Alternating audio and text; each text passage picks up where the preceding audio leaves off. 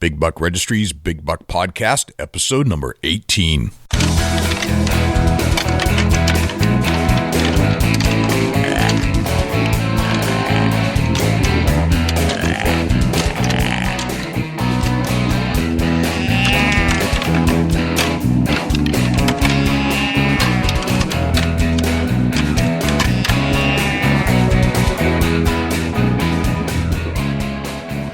Big Buck Registry is a virtual museum of hunting stories. We preserve a piece of Americana by interviewing and recording hunters about their hunts and experiences from across the country. And who knows, maybe we'll learn a thing or two along the way that'll help us take our hunt to the next level. Hey folks, this is Jim Kruger from Antleritis.com, and you're listening to the Big Buck Registry's Big Buck Podcast. Welcome to the show, everybody. This is Jay Scott, your host of the Big Buck Registry's Big Buck Podcast, and we're psyched to be back here again talking about deer hunting and the deer woods, and I am here with my very good friend Dusty Phillips from Ohio, our field correspondent. Dusty, what is happening? It's starting to get busy in the woods here. You know, the deer are moving. I was out and about this morning, and the activity is picked up. Crops are, man, they're getting knocked down as we speak. The cold weather's kicked in, and then obviously it has for you guys too. Checking out Chubby Tines, some guys in New Hampshire area are definitely seeing a lot more deer than they were last week. Things are starting to heat up. What's going on in your neck of the woods? Same thing here, man. It got real frigid last night. We've had a couple frosts recently, and last night was another one of them. Hearing some reports from guys, especially up in northern New Hampshire, they're starting to see some buck activity, borderline fighting type stuff. So, it's really starting to kick off. The cold weather's kicking in. The moon's starting to come into the right, lighting and all that kind of good stuff that brings the hunt together. I was outside today, had a sick kid today, so I didn't actually get out to hunt, but just spent a lot of time outside. I could definitely sense that those things were starting to develop into the big woods. So I'm gearing up to transition out of that late summer, early season hunt into the real hunting that I love to do outside this time of year. It's definitely come upon us. It is. Yep. Now I have somebody waiting for us, Dusty, who is do you use scents a lot when you hunt? Yeah, sure do. It's big. It's big here in Ohio. Definitely right. Some doe and heat, some buck urine. Yep. It's something that we commonly use here. It's something we have used probably our whole hunting careers, and I've always been curious about it. But there's so many to pick from. When you go into a store, you go into a Walmart or Dick's or any place that sells sporting goods, there's so many deer scents out there. You can get confused. It's flooded the market, and around here, we find local scent makers that seem to be the most success. Yep. It's a multi-million-dollar market. To think that you can sell doe pee or deer pee, it's a multi-million-dollar market. It's kind of interesting.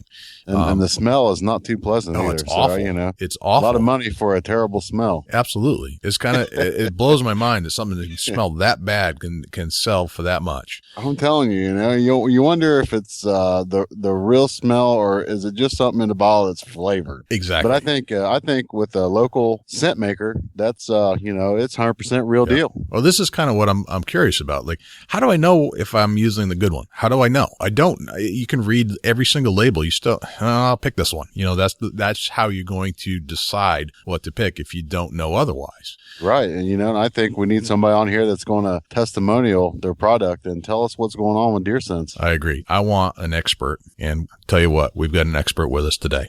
And awesome. Let's give him a call. All right. So here's who we're going to bring on the show. His name is Dean Vanier. He is from Lebanon, New Hampshire, and he is from Northwoods Common Sense.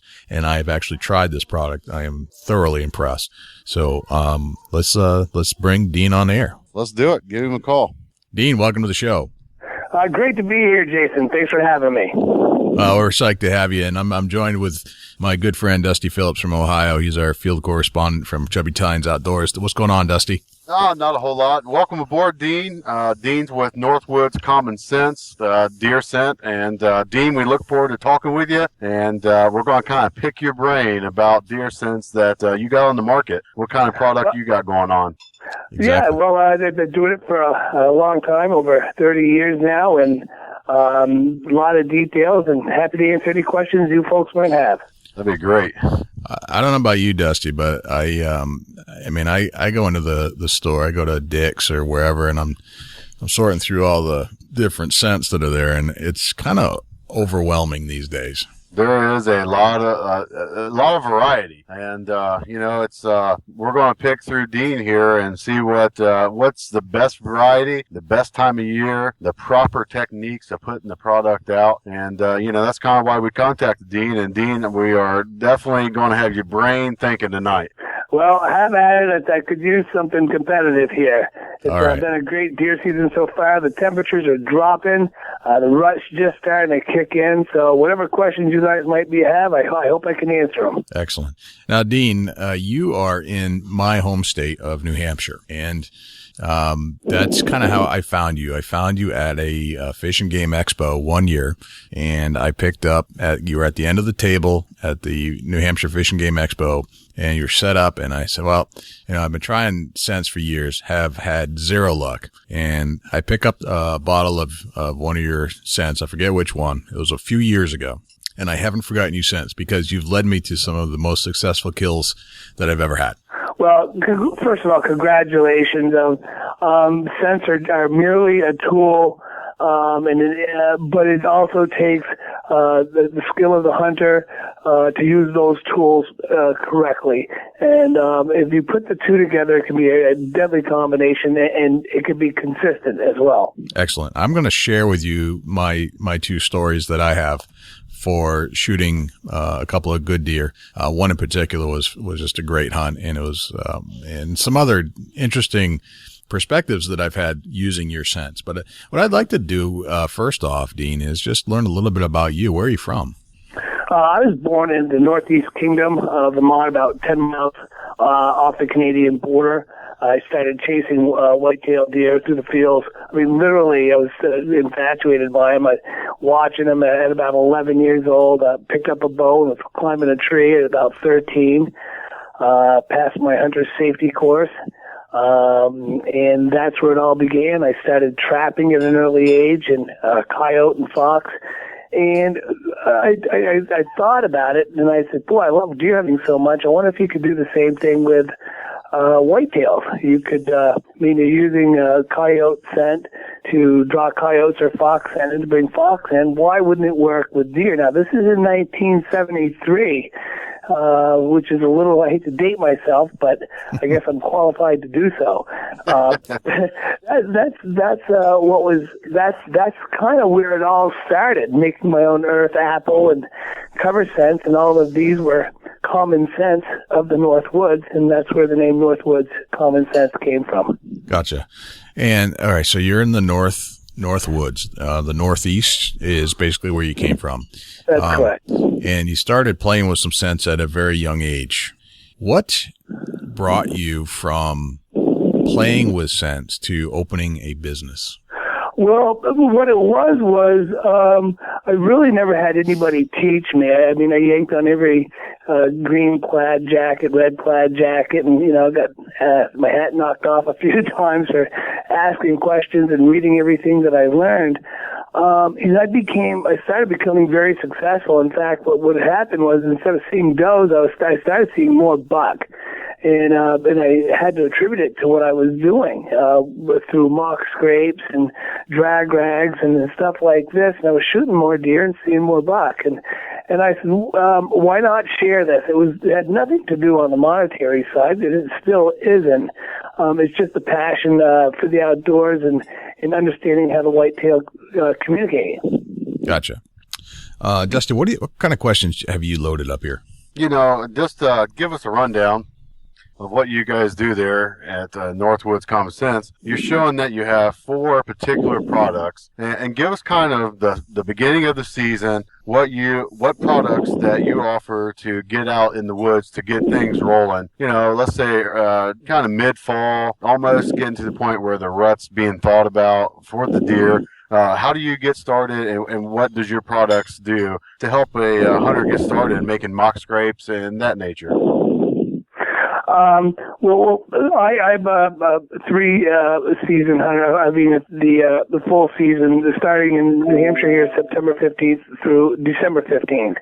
And what hunters have to remember is that the rut is a progressive situation. The pre-rut doesn't start at a certain time and go into the full rut and then go to the post-rut all of a sudden. Everything is very gradual. It's kind of like spring turns to summer, summer turns to fall, and fall turns to winter. And so you have to acknowledge that initially. Typically we have 4 scents. That's doe, urine, buck with tarsal, and doe and heat. And what I do is during the early bow season, I use doe urine as a cover scent instead of fox. Deer are very social animals. They tend, if you see one doe, usually you'll see 2. If you see 2, you probably see 3. I also start using buck urine. And the reason that people really don't catch on, this is the best kept secret, and I don't know why. It's taken a long time for people and biologists and researchers to figure this out, but the bucks are bachelored up. And as soon as you introduce a new guy on the block, everybody wants to know who he is. I've shot a lot of buck that way, and we're talking, everything from the first day of bow season, September 15th, right straight through, as things start to pick up, the pre-rut in mid to late October.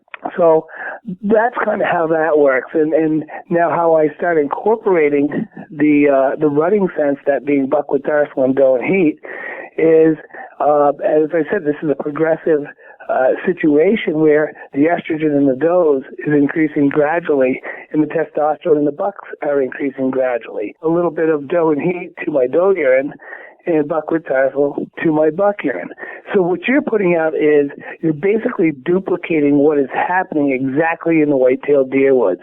These deer are progressing through the rut, and you're kind of playing Mother Nature and joining them.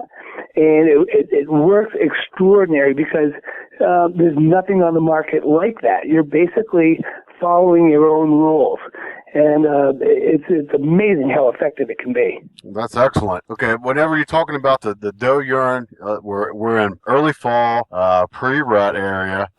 What's the proper techniques on putting down some doe urine and buck urine as far as your product? Give us some kind of a technique that you put that on the ground to get this attention that you're talking about. Sounds like if you get the right combination, it really is effective product. Well, and what you're doing is, I use the term virtual whitetail. What you're doing is you're inserting a virtual white-tailed deer into the deer woods to make that deer believe that there is or there was another deer there. I mean, that sounds a little complicated, but that's exactly what you're doing.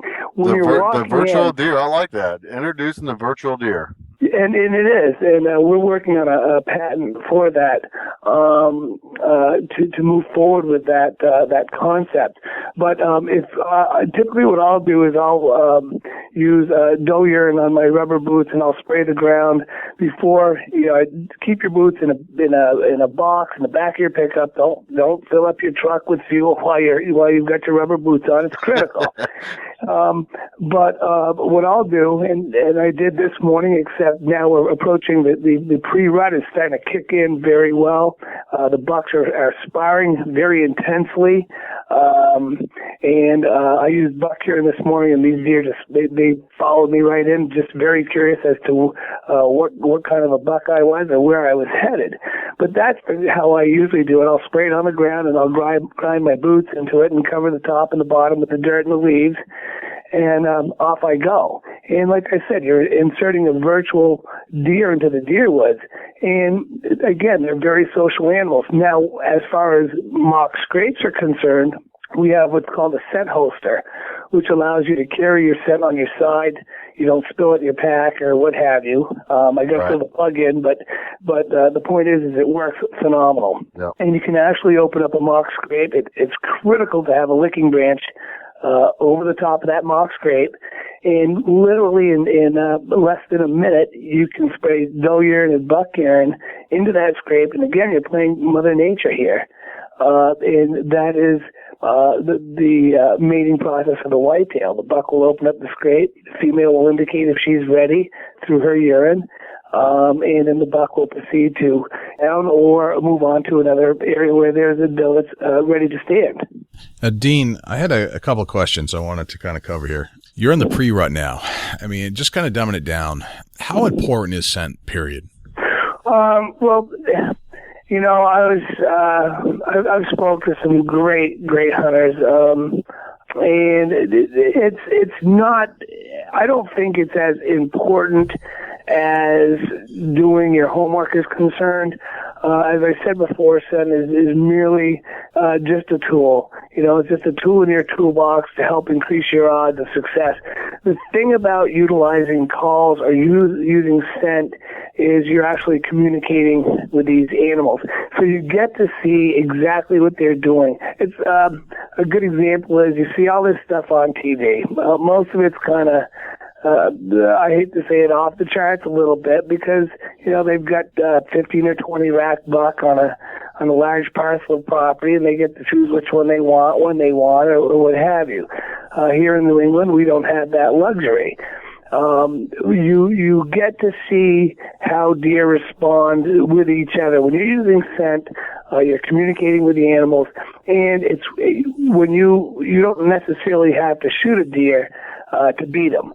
I've passed up several deer this year, and if I would have wanted to harvest one, I certainly could have. I consider that beating them, and it was fun watching the whole scenario pan out. And but how important is it? It's not critical, and I never would portray it as being so, but it's a lot of fun to utilize those tools, and the more you do it, the better you get at it. Gotcha. Is scent one of those things that's going to make you a better hunter if you already have some skill set in place? I think that's like asking someone if they use a rifle, will it make them a better hunter? If they use a tree stand, will it make them a better hunter? I would say yes. Utilizing all of your tools appropriately is going to make you a better hunter. Paying attention to details is going to make you a better hunter. Scouting is going to make you a better hunter. Knowing what you're using and why you're using it is critical, and those are well explained on my website as well. Okay. Let's get into some of that a little bit. You've got 4 different scents that you make, correct? Yes, so the deer make it, yes. Okay. Oh, the deer make. You don't make it, but you bottle it. Yes. And sell it. Take us through the scent number 1. Let's go through a round of what the scents are that you have and what to do with each. The doe urine, again, is deer are very social animals. I use it as a cover scent on my rubber boots and going to and from my stands. I also use it early in the year. I've opened up scrapes as soon as late August, put cameras on them, and I'll utilize a little bit of doe urine in that as well. So it makes a great cover scent and a great attractant. Okay, so this is the doe urine you're talking about. Just the regular doe urine, yes. Okay, and you said you've used it as early as August. Yeah, not hunting, just experimenting and putting a camera on it and kind of watching how deer respond to it. If you were to go ahead, factually, many times before, in September, I've experimented and I've used doe and heat, and for some reason the guys don't seem to mind it, but the girls flip a gear. The does just know that clock is not correct. It's just not the right time, and they know the difference. And of course, when the does are upset, the boys are upset, and so you have to try to keep the woods calm as you possibly can. So as far as that is concerned, you can go ahead and use that product. And I don't have anything to say either way about any of the products at some of these big box stores. I just know that we cater exclusively to mom and pop shops, probably simply because, number one, we can't keep up. And number two, it gives them the opportunity to compete with the box stores because they can make a little bit off of it, and they're talking to real people, real hunters, and they've got a lot of real good stories to tell. Gotcha. So you've got so that's just the basic doe urine. That's just the doe. Okay. What's the next scent that you have? Probably the most underrated, without a question in my mind. And I'll give Deer and Deer Hunting magazine a plug. It's a great magazine. It's probably the most informative deer hunting magazine out there. They do a lot of great research, a lot of highly qualified people. I'm a deer hunter. I'm not a biologist, but they have some really great, talented biologists in there that do the research. And this last month, their article was on, and what they were saying is that buck is just, I think it was up to 90% of the scrapes they opened up with buck urine were revisited by another buck. And I've been saying this for probably 15 years. Without a question, it's probably the most underrated, and people don't quite understand. The hunters don't understand quite why, because I want a buck, so I'm going to put an attractant like a doe out there.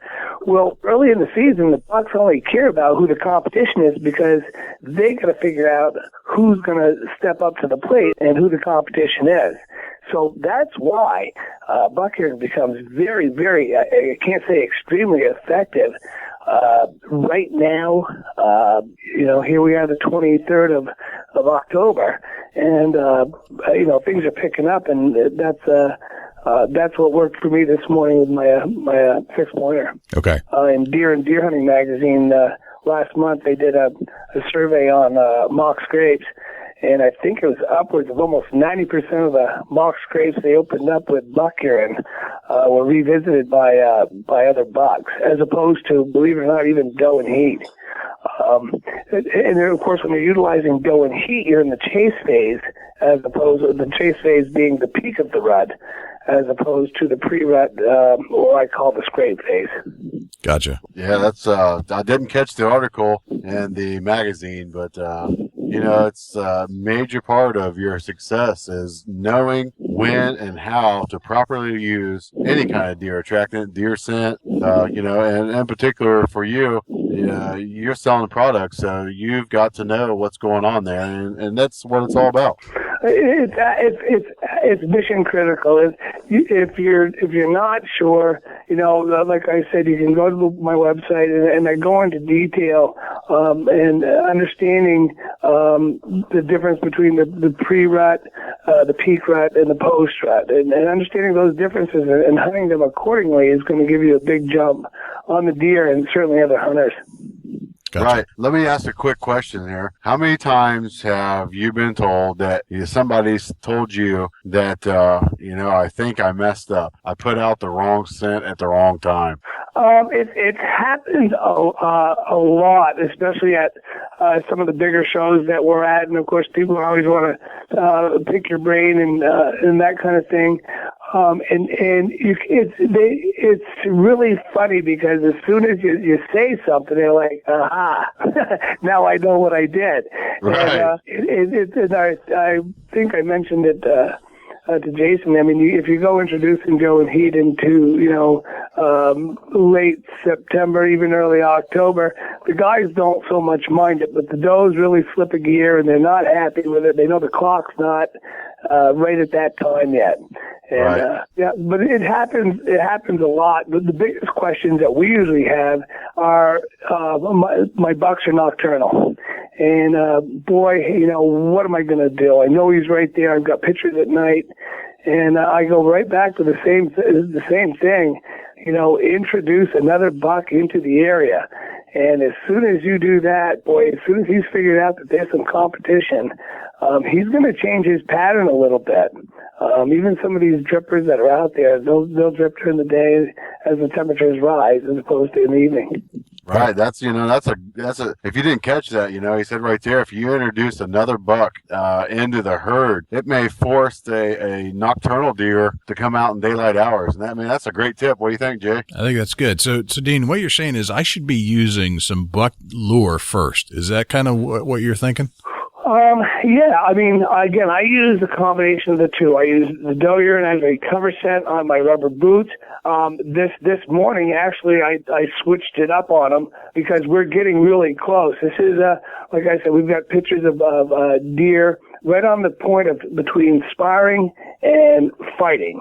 They're pushing at each other around pretty hard, and it's actually some pretty rare footage. But so I switched it up this morning, went with buck urine, and it was probably about 6 o'clock this morning, and I heard deer, coming off the field, but it sounded like there was a buck chasing the doe. Well, they turned around, and sure enough, that buck picked up. On my, it was a great story. Picked up on my rubber boots, which had buck urine on them, and he turned right around and he started following it backwards. He let the doe go, and I just one little pop on the grunt call, and he came within range, and now he's mine. So, but it's a great technique to use. It's like I said, it's very close to trapping. Interesting. Now, what were you using before? You said you switched it up. What were you using before you changed over to the buck urine? I was using doe as a cover scent. Okay, doe as a cover scent. Okay. Yep, until this cold snap came in. And of course, I shot this deer was probably, we've shot 3 bucks. My wife is tagged out. All 3 bucks were shot within, I'd say, at least 10 yards of a mock scrape. That's working very, very well for us. Okay, gotcha. All right, so we've covered the doe urine, we've covered the buck urine. You have 2 other scents that you make. Well, the deer make, but you package it up and you collect it. What's the next scent we want to know about? Actually, the next 2 are buckwood tarsal and doe and heat. The buckwood tarsal is probably one of our most aggressive scents. A little piece of somewhat useless information. The buck's tarsal gland does not have that real pungent, strong scent to it through the summer months. The tarsal gland actually secretes a clear, sticky type of liquid that is designed to absorb other smells. That's why if you shoot a buck real early in the bow season, it kind of has kind of a sweet kind of smell to it, and the hairs kind of stick together and they're kind of tight, but it's kind of a sweet type of smell, like almost like a butterscotch type of smell. But as the rut progresses and the testosterone in the buck increases, his urine becomes much more strong, and he'll urinate down those tarsal glands when he's hitting his scrape and utilizing the licking branch, and that tarsal gland becomes very, very pungent. And while using this scent, certainly in mock scrapes, that is indicative of a buck that is at the point where he's either going to try to steal the girl or he's going to fight for her. And so that in itself is a great scent to use, especially with this. There's a great call out there called the buck roar, and especially if you're rattling. I'm sure Dusty can testify that rattling does work. In New England, it works as well, but we're not as blessed as those guys out there because it's hard to see 30 or even 40 yards here, as opposed to having, ways where you can see. Yeah, that's for sure. Ohio's got some land where you can rattle in a 500-yard buck. That's for sure. You can see across these corn and soybean fields for a country mile. That's gotta be just seeing that would light me right up. What happens with us, Dusty, is most of the time these big guys will sneak in on the backside, and if it's not cold and crispy in the lead, if you can't hear them, a lot of times they'll lock up at 50 yards and they'll try to size up this other buck or try to figure out if they can steal that doe. Yeah, it'd be tough for me to hunt where you're at for sure. Here we can actually, we can take that to the next level because we can watch them all the way to us. Sometimes here, getting into having a buck sent out, they get the smell of the buck and they come in and it seems like you get to that 75-yard point here. We're going to say that because it's a little farther here because they can see so far. So at the 75-yard point, they want to lock up and they seem to be looking very hard trying to find where this buck is at, but they know they heard the grunt call, they know they heard the antlers, but if you just turn your head, look away from them, and bump your grunt call one more time, it seems like that's the icing on the cake right there, because they can't resist a fight. It's just, obviously the rut's going on, testosterone's high, there's a chance that there might be a hot doe there. They're not going to back down from that. If it's a big mature buck, they're coming. You betcha. So it does work. Rattling does work unilaterally. It's just you guys out there in New England, if you rattled a dozen times, you probably rattled a deer in. You just didn't know it. Right. That's why I try to keep it on cold, crisp mornings, or where the temperatures are low enough where you can hear these guys walking around and pacing around, and always watch downwind. It's absolutely critical. I've been busted so many times.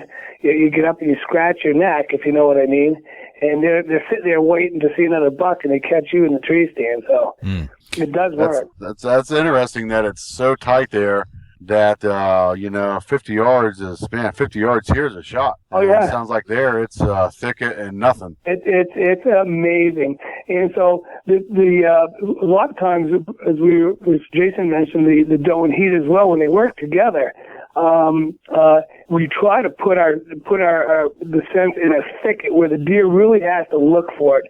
And another interesting point is if you've got I'll put my scent out 30 yards upwind from my stand.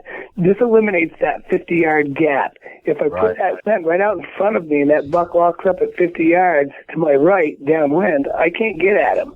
But if my scent is 30 yards up to my left, upwind from my stand, if that buck drops off at 50 yards, I've got him at 20 in front of me. Right, so, you got to be educated to hunt where you're at.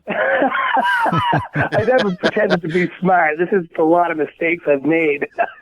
Right, but, and that's, a lot of what you're telling us right here is what we like to hear on Big Buck Registry. There's going to be somebody right there in your state that's going to take this advice and be able to call in and tell us a great story that they learned something from our podcast. And I can't be more happier that you're telling us that. And it's great information. What do you think, Jay? I think it's fantastic. I'm sitting here taking notes like crazy. Yeah, see, it's already working, that's we love that. Exactly. Well, there's been a lot of mistakes made over 35 years. I've tried to keep track of them, and I always tell folks, at seminars and stuff, if you take 5 things away from the lessons that I've learned, you're going to increase your odds of success tenfold. That's how I learned, was paying attention, and it's not that I'm any better than anybody else. It's just attention to detail, and this is my favorite way to deer hunt is using calls and using scents, because I find it to be the most enjoyable way for me to hunt. That's excellent. It's that puts you on the next level, and made you available to make this sense because you've learned so much in your woods time, and that's being Northwoods right there. It tells the story. Yep. Well, thank you, and Jason on this, and Dusty, this last scent, and probably the most effective, that's responsible for shooting more deer than any, is our doe and heat. Again, all of our products are 100% pure. They're undiluted. They're hand poured, hand capped, hand labeled. I've got a very patient, beautiful, loving wife that stands beside me here. She just picked up on deer hunting, and she's hot. The passion is there for her, which makes me very blessed. But back to the doe and heat deer lure, it's probably, as I said, very more responsible for it than any of our products for shooting more really good deer, and that's due to the diversity, and of course the buck's testosterone's through the roof, the does are in estrus, and what you're doing is you're putting out that virtual doe and heat, and creating that picture for that buck to believe that there's a doe there who's ready to stand. And of course we can utilize that through drag rags, which are very effective. I've actually I've taken a buck on a dead run behind a doe, and as soon as he hit that line, he locked him up, and he made a big mistake, and he went into the freezer. I've had deer come up and lick my tree pegs. I've had wicks. I've had deer come from a very long, as far as I thought, maybe up to a quarter of a mile or 3/4 of a mile going through scrapes on a dry drag. We have a heated scent dispersal unit. And if you could picture this, my wife and I designed it. It's made right here in the USA, right locally actually. And it keeps that scent warm at about 95 degrees when it's 20 degrees out. And we all know that you can smell hot coffee. You can't smell cold. You can't smell cold pizza or cold lasagna. But with my French heritage and my nose, I can smell venison lasagna from about 75 yards away. Right. So, especially the tot. So these deer just pick up on these heated up molecules they carry through the air at a great distance. And what an extremely effective tool to have in your arsenal when it's cold out and you're bow hunting or rifle hunting for that matter, to get a smoking hot whitetail close to you. That's really cool. So just to recap some of the products, we've got doe, which is, you said you could use it at early season, and it's more or less a cover scent. Is that correct, Dean? A cover scent and a social scent. The deer get very relaxed. Okay. And the time on when you want to use that is early on. Yeah, I would say right through, I'd use it right through the full season if you want to, because again, you can add doe and heat to that. An eyedropper of doe and heat into your doe ear, and it's going to indicate that a doe is progressing gradually through the rut. In other words, her estrogen level is increasing slowly. Okay. Which is very tempting to especially a young buck. So I could take a bottle of the doe and heat, and I could, as I've used a little bit of it, some of the scent has gone down. I could then take some of the doe and heat and add some of that, and just so it's diluted at that point, and then slowly transfer. Yeah, it's not diluted. It's probably a little stronger. Okay. And that's a really cool point is there's nothing else like it in the deer woods anywhere, because it's something that you basically fabricated, that your very own virtual deer. It's a concept that is completely mine. Nobody else has thought of it. Nobody else does it, and it's very effective. And the same thing with the buck urine. So you can kind of incorporate this over an entire deer season. Okay. Now, when should I be using the buck lure? Is that the buck urine? I would start, if you want to shoot a buck, I'd start using it the first part of September. Okay. I'd open up a mock scrape. Again, it's very critical when I talk about this. When you trap a coyote, you're wearing rubber boots, you're wearing rubber gloves, everything but a protective suit. Every bit of care that you take, especially when you're talking the licking branch, you've got the deer hitting that with his preorbital gland, his which are the glands in his eyes, his saliva. So he's got his nose touching everything that you're right into, and he can analyze that and break it down and say, hey, there's a guy here with blue jeans and rubber boots, and he probably could tell what color your underwear are. But,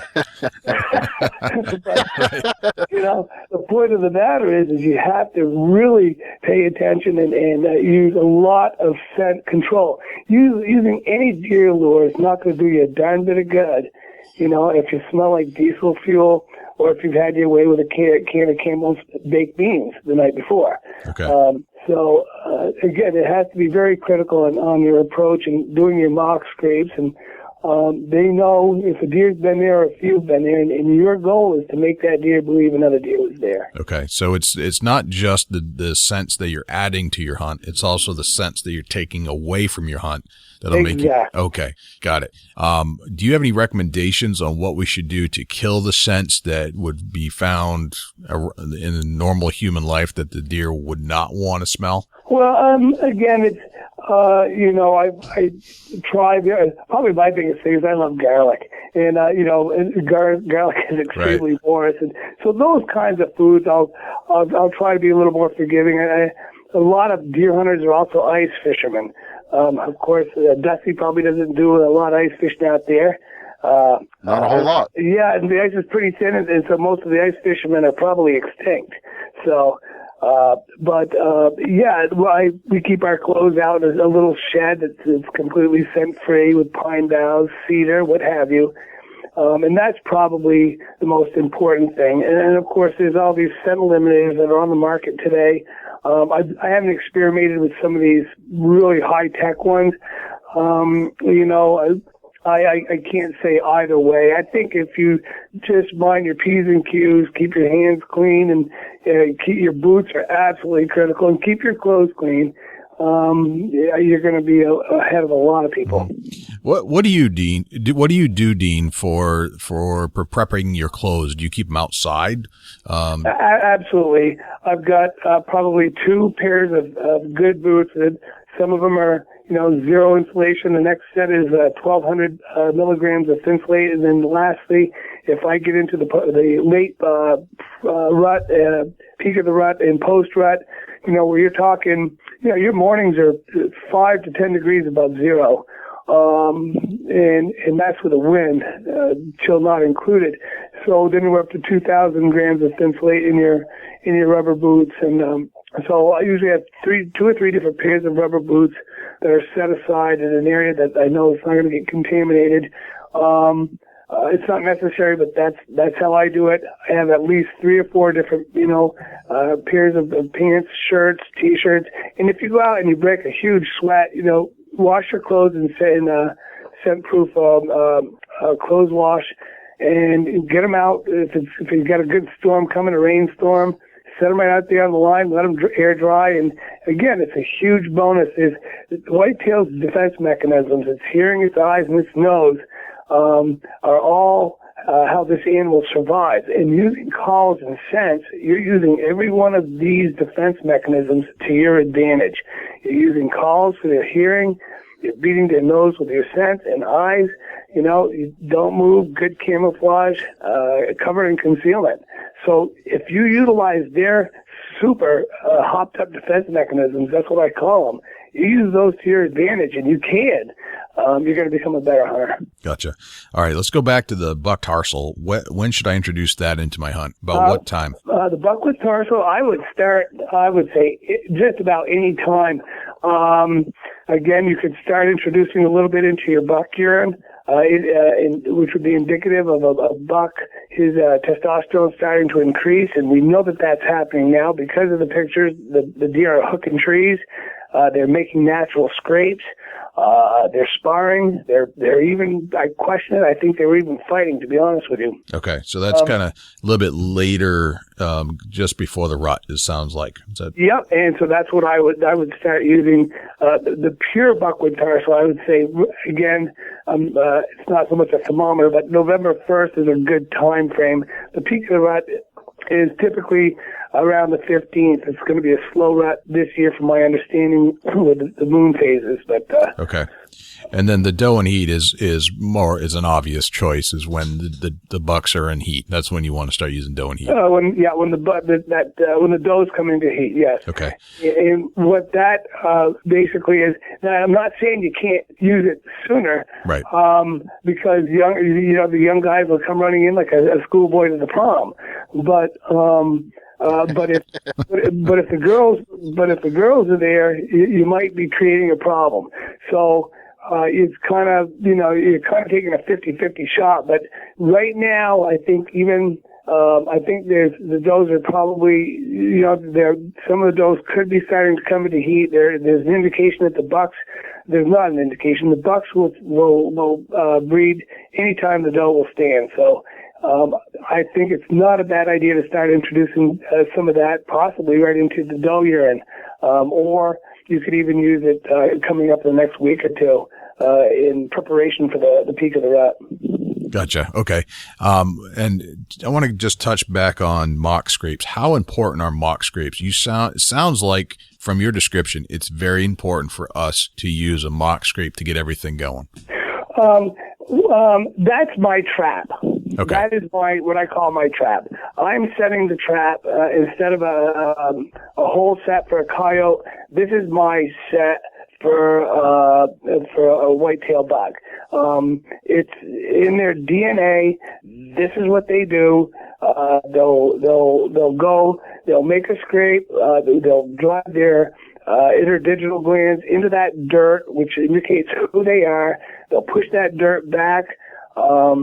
They'll urinate in that scrape, and then they'll chew that branch above it and rub their glands in it. And while he's doing that, his eyes are rolling in the back of his head, and he's thinking about a pretty doe coming in.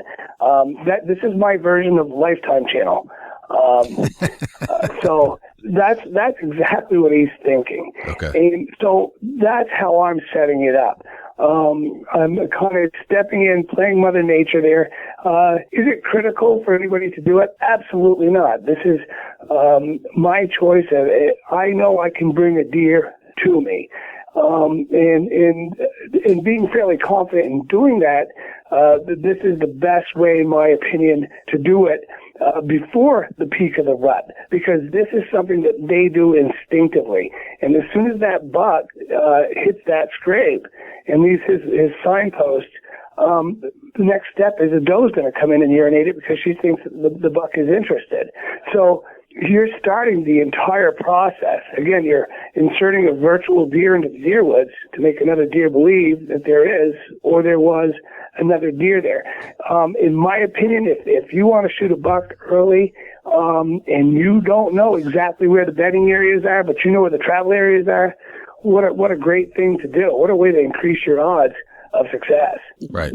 Dusty, what other questions you have? You know, I'm going to get into something, and I'm going to kind of backtrack real quick, Jay. I heard the word hookings. Put it on a hooking line, and you know this is northern. He's up north. Did you catch that, Jay? I did. And Dean, what? That's a southern slang. It's in the north. Right. So Dean, you must have been exposed. New Hampshire. There you go. I think Dean, you must have been exposed to some southern terminology at some point. No, we just learned hooking last week. Yeah, I don't know. I've always called them hookings. I call it, ground scrapes or scrapes, and a lot of people say, well, what's a hooking? Well, that's when a tree hooks when a buck hooks a tree. Buck rubs, I guess, is another term for it, but I've always called it hooking. I don't know why. That's interesting. Gotcha. Yeah. Hey, another quick thing here. Looking at, the Northwoods Common Sense webpage, tell us about the double barrel scent holster. Is that something that you come up with? Yeah, my wife and I designed this product only because carrying scents it's miserable. You can spill them, you open them up, you drop them, you break them, you stop, you want to put some lure down, you've got your muzzle loader on your shoulder, you can't hang on, it's just a mess. So what we did is we designed a way to be able to disperse scent as quickly, as easily as walking down the street and just stop it for a second and you can apply scent. It also, instead of running a drag rag, this works great. You walk with your spray bottle. What it is, it sits on your hip. It has a 2-inch steel clamp that hooks onto your belt. The darn thing is rugged. It's made out of like a Carhartt type material, like a duck material, and it has 2-ounce spray bottles with heavy-duty sprayers in it. It's not like something you're going to buy at a box store that's going to get clogged up. And, of course, these deer urines, 100% pure and undiluted, they've got a lot of I call it the magic stuff around floating in the bottom of it. It's not filtered. So you need to have a very high-end sprayer to get the product out. So you literally can hang on to your muzzle loader, reach down on your hip, and pull out a spray bottle, and you can spray a very fine mist. You can do a mock scrape very quickly. And again, if you have doe in one and buck in the other, you can do that change off, which makes it twice as effective.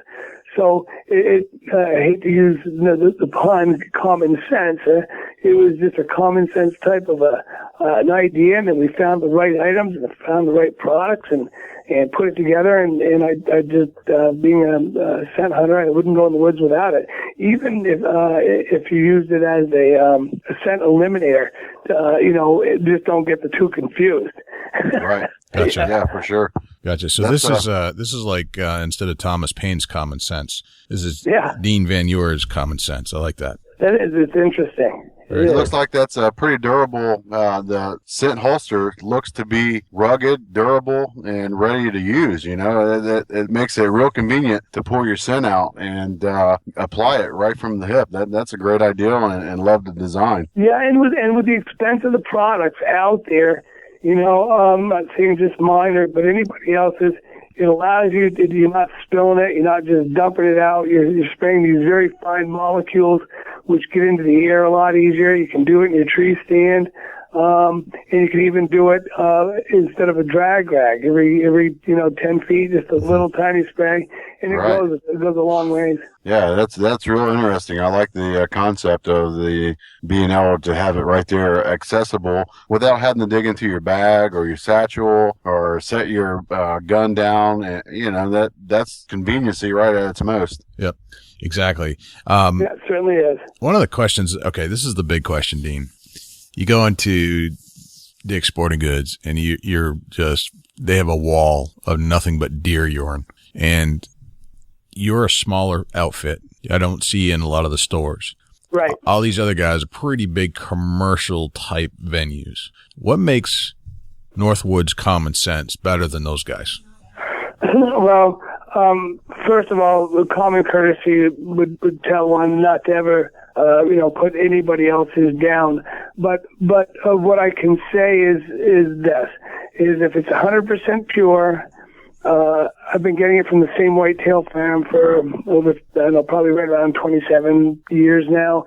If it's 100% pure, if it's 100% undiluted, if it's 100% hand poured, hand labeled, hand capped, it's probably as good as mine. Gotcha. How's that? That's really good. You know what I like about your stuff is that you're a smaller outfit, and you said it yourself earlier that you can't keep up with the demand to go really big. But I think that's a personal advantage for because I know where it's coming from, and I know that it's I don't know. It's not as commercialized. It's like buying stuff that from a very large commercial vendor. I'd rather go buy the local foods or something like that. Well, and like I said before, it's this is not about a monetary issue. This gives something. I'll give Welch's Gun Shop a huge plug. Lila's been carrying it for well over 20 years, and she was a believer, and she's sold thousands of bottles, but what it does is it allows these mom and pop shops to compete with the big box stores because you're getting 4 ounces for $20. You're not getting 1 ounce of Blinkies or whatever secret sauce. One guy came up to a trade show and he goes, "So does your dough and heat come from one deer that has a number on it?" And my wife goes, "Of course not." He goes, "Well, then it's not as good as that other stuff." And she looked at him, and I'm kind of watching, holding my tongue, and she goes, "If you were a buck, would you want to hear him or one doe?" He kind of just looked baffled. So I just shoot him on, but that was kind of a funny story because I don't want to be like anybody else. This is something that I believe in, that I've done for so long, and I've got people sending me pictures on a daily basis. This is the deer I shot. Thank you so much. And we'll send hats out. We'll give. Our product has a 2-year shelf life, but you won't find a bottle over a year old on the shelf. We'll give it away to the kids for youth days, this kind of stuff. We'll donate stuff to local raffles, and people shoot deer with it still. So we prefer it that way, and we'll do it till we basically get tired of doing it. All right, I have a testimonial, Dean, and I want to tell you a little story about a deer hunt that I was on a couple of years ago, and it was when I was first introduced to Northwoods Common Sense. I took it with me, and we were in rifle season in New Hampshire, and it was about mid-November-ish, and we had just had a small snowfall. We had about 2 inches that had landed the night before. I'm a tracker. I love to get out and track, and it's one of my favorite ways to hunt deer. And I got I cut a trail, and I wasn't seeing anything massive, but I could tell that there were some bucks in the area, and I was in an area where the deer normally go. I had my Remington 30-06. I had my Northwoods Common Sense doe urine covering on my boots. And it was about 11 o'clock roughly, and I had started moving through, and I had stopped because I had been on the trail for a little while, and I stopped and I started to text my wife, actually. Sorry to bring in some of the smartphone technology in the the technology field into the hunt, but I was actually texting my wife, just telling her I was okay. Sure. And as I'm texting her, I look up and I see a buck. I see antlers. I don't see the whole deer, but I see antlers on what I know to be a common doe trail. And he had his nose right to the ground. He didn't see me. I was still, and I was probably a good 80 yards away through the thick stuff, but I could see antlers and I could see the direction he was going. So I slowly got up behind him on the trail, and it was in some very thick area. It was a lot of small pine scrub brush, and I started moving from just very slowly behind him. I was hoping he was still there. I didn't know if he was or not. Eventually I got up to a tree and I sat down and I did some buck calls, and I got out some of my tarsal scent and I sprayed some in the air, and then I sprayed some doe urine a little bit later. And before you know it, I saw a nose pop through some thick pine scrub brush. Like, whoa, it caught me off guard. I didn't know if that deer was coming back, but that deer turned around and it came back, and it was waiting to see, and it stood silent. I mean, it was just waiting for more action, more something. So I'd spray again. And I wasn't particularly covered, but there was enough cover there, and I had the right scent. So he wasn't running off. He wasn't scared. And then I'd see him move a couple steps, and he was moving from my right to my left. And I'd just do a little grunt. I'd do a little spray, and I'd just do that. And this went on for 2.5 hours. And wow. Yeah, that's the thing. I learned so much on this hunt. But the point that I guess what I'm trying to come across here is that deer never got spooked because of scent. He was more interested in the smell and the sounds than anything else. Oh, yeah. And yeah, he was probably wound pretty tight. Yep. And eventually he paused for a good 30 minutes looking into the spot where I was. Still couldn't see anything, but eventually he took one more step. And I swear he was 10 yards away when I was on top of him. 10 yards away. I didn't even use my scope. I just pointed the gun, one shot, and he was down. And it turned out to be a pretty good 6-pointer. But what an intense hunt. I'm talking from 11 till about 2:30 in the afternoon, following this deer, playing with this deer. Absolutely fantastic. And that's what I'm talking about. When you're experiencing something like this, even if you would have not shot that deer, you beat him completely. I beat him. And this is their job. They have one job, and that is to survive. I've had a deer that pitch black out, and I've had a deer come right up, a buck come right up to the back, almost to my neck, and I could hear him lip curling, almost probably no more than 3 feet away. Yep. Then when he realized I was human, I heard him coming. I never heard him leave. It got daylight and the deer was gone. But, I mean, that's how elusive these creatures are. And when you get a deer 10 yards, like you said, from you, and he's got those defense mechanisms up and working, and you beat him, that says a lot. That says a lot. Yep. It says a lot as far as your hunting skills are concerned, number one, and certainly that's a compliment as far as the product is concerned. Absolutely. And there were 2 other times during that same season. One during when I was using my bow. I actually harvested another deer that year using the same scents. A small deer just got on the scent and walked right in 20 yards broadside, never saw me. And then there was another time when I was walking up a mountain, a doe had gotten scared from other hunters coming up from the other side of the mountain that was not part of my party. And I could have taken 2 more steps and touched this deer on the nose. And I was not hidden. I was not behind a tree. I was wide open, but she was coming down the trail and everything seemed fine to her. I literally could have reached out and touched her on the nose. Yeah. That's crazy. That's how good this stuff is. Yeah. Well, deer hunting is it's the oldest sport known to mankind. It truly is. And I try to explain to people that when you teach somebody to hunt, you teach them life, death, honesty, integrity. I mean, the lessons that you teach, somebody as far when it comes to deer hunting or any type of hunting or fishing for that matter, it's just a tremendous asset to have in their portfolio as being a human. It's a great sport, and certainly it's our obligation to keep it growing. I agree. Dusty, do you have any final questions for Dean? You know, Dean, your product sounds very interesting. I would like for you to somehow get it to Ohio, and let's see if we can't get it set up out here. You know, we got a lot of listeners in the area, in the state of Ohio, here at the Big Buck Roastery, Big Buck Podcast, and I'm inviting you out personally to get your product pushed out this way, and I'll help you any way I can. And I think it's going to take us to the next level with, just from the way you're talking, to have a actual 100% product that, somebody has researched, as in yourself, and put the time in to figure out what works, what makes your hunt more successful. And that's very interesting to me. Well, I certainly appreciate that, Dusty.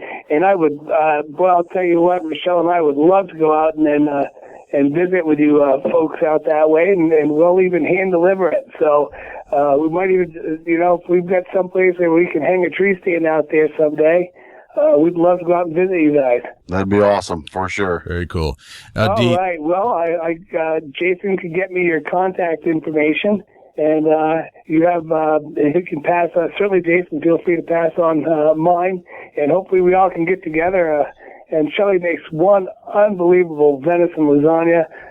If you're ever out this way, Dusty, we'll be happy to hang a tree stand for you as well. Very cool. Awesome. Thank you. Dean, I'd like to just wrap by you kind of telling us and our listeners and our Big Buck Registry contingent and the Chubby Tines contingent out in Ohio, how do we get a hold of you and how do we buy your products? Well, you can go right online. It's called www.team-northwoods.com. And you can kind of go in there if you want. You can go ahead and if you're interested in some of the areas and some of the shows that we do, you can also Google Northwoods Common Sense or Dean Vanier Deer Lures. And certainly, those are probably the best way to contact me. The phone number for the business is right on there as well. So feel free to contact me through that route. Okay. And this product is not easy to get. It's sold in limited areas, but you do have a website. You sell it online. But I swear, this is some of the best stuff I've ever used, and I've tried them all, hoping that some would work. And this is the only one that truly has stood the test of time with me as a hunter. So I just want to thank you, Dean, for putting together such a great product. Well, thank you for all the kind words, and thank you for sharing your time with me. I think we're looking forward to it. I think the deer is really starting to pick up here. It's going to be 29 degrees out, and I'm going to be out there breathing that fresh air tomorrow morning. And both you guys, I wish you both a very successful deer season, and please stay in touch, because the next best thing about deer hunting is telling the story. Absolutely. That's correct. We will definitely stay in. That's what we're all about here. We're protecting the interests of the deer hunter and the stories that go behind it. And we'll definitely be in touch with you, Dean. I just want to let you know, and I promised you I'd get you off the air so you could watch the Red Sox, because I'm going to do it too. They're winning as we speak. All right. God bless, and everybody have a great hunting season. And Dusty, you stay in touch. I want to talk to you some more. Will do. Sounds awesome. All right, Jason. All right. Take care. Take care, Dean. Thanks for having me. Yep. Bye-bye. Bye. Oh, man, that was so good. I learned so much, and my hands are cramped up from taking so many notes, because I thought I knew some stuff about scents. I don't know anything. It just blew my mind. That guy is so smart when it comes to, well, if he's been spending 30 years doing it, I guess you kind of learn the stuff. But he thinks about it. I mean, he really thinks about it. He gets into detail, and that's what we needed. That was informational for me, and I definitely have got some a few tips that I think I'm going to have to get out there and try out. I agree, and I think if I heard correctly, Dean would really like to come see you. I think so, and I'm gonna push, try to get him out here. That's something that I think these Buckeye buck hunters will be. They're going to see the next best thing, and it's been on the market for a good while, but just not in this area. Right. It's that's what it's all about. Introducing the next best thing, and I think that if I can get Dean out this way and get his scent brought here, yep, I think it's going to make it. It's a very small company compared to the ones that are out there. That's the best. That's the best kind, in my opinion. I agree. I do the same thing when I buy food or whatever. I like the smaller companies. I like the smaller local companies. I know these guys aren't local to Ohio, but I can drive up to his shop right now and get some of this stuff. And I'm a little jealous. I gotta admit, I'm jealous that you can drive there and pick this up right there, first class. And I still have to drive an hour to get it because I can't get it locally. It's literally he pretty much stays within 20 miles of his home area. So that's further than where I live. I actually have to drive to go get it. and it's I could order it. And sometimes I see them in Concord, New Hampshire, down at the Fish and Game Expo, but it's one time a year. So I typically, as always, as life is, I end up waiting too long and I got to take an hour drive. But when I have it, I'm ready, and it's it's never failed me. I think it's worth an hour drive. I agree. All right. So we got to figure out a way to get more of that into Ohio for you. And I'd love to see it in action down there to see if it's going to take on some of the big bucks that you have in Ohio. That would be cool. Yeah, that definitely would be cool. And Dean, I'll welcome you here anytime, buddy. Yep. All right. So thanks to Dean Vanier from Northwoods Common Sense for joining us on the show. And I think we're going to have him back on the show as the year develops and we find out who's using this stuff and see how they're doing. Right on. I think I'd like to get a couple hunters that actually are just like you and have tried the product out and get some testimonials right here live on the show. I agree. Hey, next exciting thing is who we got next week. All right. I am pumped up. All right. Tell me who we got, Dusty. We have Grant Woods from Growing Deer TV coming to the Big Buck Registry Big Buck Podcast. That's awesome. I have been such a fan of these guys. I watch them on Twitter and Facebook. And it's just such a cool concept to have somebody that's studying the deer so closely. I think that we are going to get educated with Grant Woods from Growing Deer TV. He's the man. He knows everything there is to know about deer. I thought, we've had some really good educational shows lately. Today was one of them. This is going to be as good. If you miss this next one, that's your own fault. Yep, it's your own fault. It's going to be the one to hear. You miss it, it's your own fault. That's it. That's right. All right. So how can our callers reach you, Dusty, or our listeners reach you? Facebook.com/Chubby Tines Outdoors. Right there on Facebook. Working on the chubbytinesoutdoors.com. It's not quite up and ready to roll yet, but I'm still working on it, so bear with me on that. How can the viewers get a hold of you, Jay, at the Big Buck Registry? All right. Well, it's pretty easy. Actually, it's a very common theme. It's www.bigbuckregistry.com. That's our website. You can give us a call and let us know how you're doing in the field at 724-613-2825. You can visit us on Facebook, which is facebook.com/Big Buck Registry. Our Twitter handle is Big Buck Registry. And let's see, we're working on some YouTube stuff, trying to figure out how to convert podcasts into YouTube so you can actually listen to the podcast via YouTube. So that's about it, man. Awesome. I'm pumped up about next week. Me Dean, too. Thanks for coming on. And folks, be safe out there. Good luck in the woods, and definitely report in. The number's there. Call us and let us know what's going on in the whitetail woods. Very good. And the deer are definitely starting to show up on our pages. So for sure, keep them coming. Just send that in, email them. You can send an email to jay@bigbuckregistry.com, or you can just go right to the Facebook page and post them there, and we'll make sure we forward them to our main site. So this is Jay Scott from the Big Buck Registry, and you're Dusty Phillips. And we'll see you next time right here on the Big Buck Registry's Big Buck Podcast. Can't wait.